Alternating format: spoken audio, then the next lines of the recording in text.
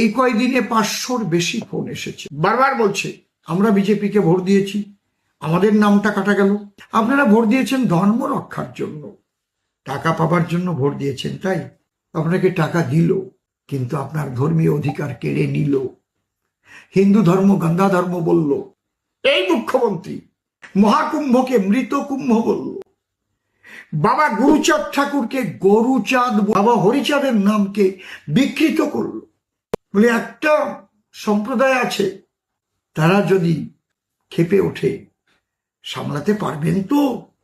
মোথাবাড়ি থেকে আরম্ভ করে আপনারা দেখেছেন, রঘুনাথগঞ্জ থেকে আরম্ভ করে ওমরপুর, রঘুনাথগঞ্জ, কিভাবে সুতি থানা থেকে আরম্ভ করে মানুষগুলোকে ঘর থেকে টেনে টেনে বের করে কাটলো। ভুলে গেলেন?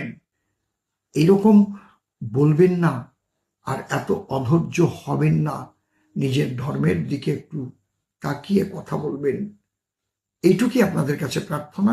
শেষ কথাটি বলছি, যারা যারা আগেও বলেছিলাম পাবার উপযুক্ত নয়, তথাপিও পেয়েছে, তেমন একটা লিস্ট করুন। আর যারা পায়নি পাবার উপযুক্ত, তাদের একটা লিস্ট করুন। একটা মানুষ, একটা মাও আমার বাদ যাবে না।